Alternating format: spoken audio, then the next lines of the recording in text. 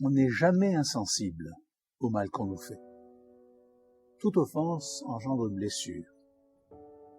Lors d'un accident dû à un chauffard ivre, Catherine a perdu son compagnon. Dans une lettre, elle fait part de ses sentiments. Le bonheur a laissé la place à la tristesse, au vide, à la colère. C'est terrible de dire ça, mais si le chauffard n'était pas mort, je crois que je l'aurais tué moi-même. Ces paroles sont dures, mais ne sont-elles pas normales? Pas seulement parce que c'est ainsi que les humains réagissent normalement, mais aussi parce que cette réaction est conforme à la norme. Car la colère, suite à l'offense, est différente des autres formes de colère. Cette colère-là n'est pas le fruit de l'énervement ou de l'envie ou du rejet de l'autre. C'est une réaction face au mal. Selon les évangiles, Jésus lui-même s'est mis en colère à plusieurs reprises. Au temple, à Jérusalem, il a chassé les changeurs d'argent qui étaient installés à leur comptoir et qui profitaient de la vente des animaux destinés au sacrifice pour se faire de belles plus-values. Il faisait de cette maison de prière une sorte de supermarché. Mais Jésus s'est aussi mis en colère lorsque, dans la synagogue de Capernaum, on a voulu lui interdire de guérir un homme à la main paralysée, sous prétexte que c'était un jour de sabbat. Il est normal d'être en colère contre le mal qu'on nous fait. C'est un signe de bonne santé morale face au mal.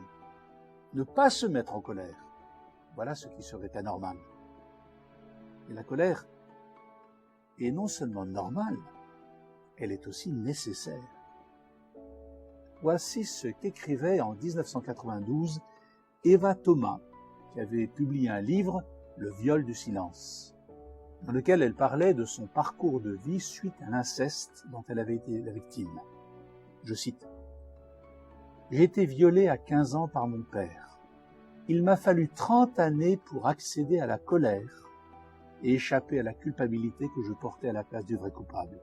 Tout ce temps, j'ai été une bombe vivante.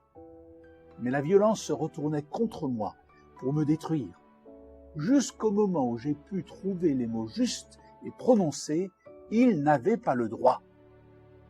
Quand j'ai pu penser et crier « mon père est un criminel », une certaine paix s'est installée en moi. L'expérience le confirme toujours et encore. L'offense exige une réaction de colère.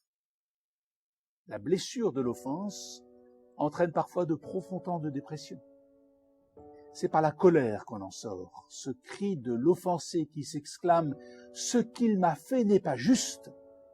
Et je pense à ce passage de la Bible qui dit « mettez-vous en colère, mais ne péchez pas ».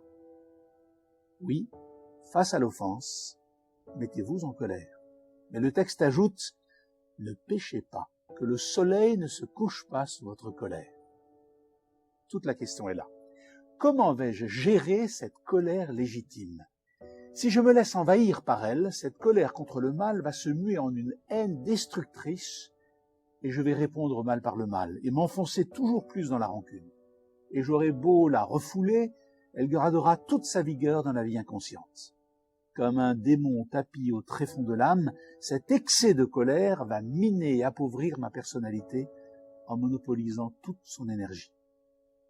La solution est de s'arracher à soi-même et à ses griefs contre son offenseur. « Mes amis, ne vous vengez pas vous-même, dit l'apôtre Paul dans l'une de ses lettres, mais laissez agir la colère de Dieu. » Ce n'est pas à nous de condamner. Il nous faut apprendre à aimer. Et aimer, c'est comprendre que c'est notre offenseur qui a le plus perdu dans l'offense. C'est lui qui s'est rendu coupable. C'est lui qui a besoin d'être libéré, d'être gagné à la vérité. Suis-je prêt à aller vers lui d'une manière ou d'une autre, pour lui parler de ce qu'il a fait et de mon désir de lui pardonner? C'est dans cette attitude d'amour que se trouve la clé de l'apaisement de la rancune. Dieu qui aime pardonner, n'a-t-il pas agi ainsi? Il ne s'est pas enfermé dans sa colère contre le mal que commettent les hommes. Mais par amour pour nous, il a décidé de venir nous parler de nos offenses par Jésus-Christ et de rendre le pardon possible.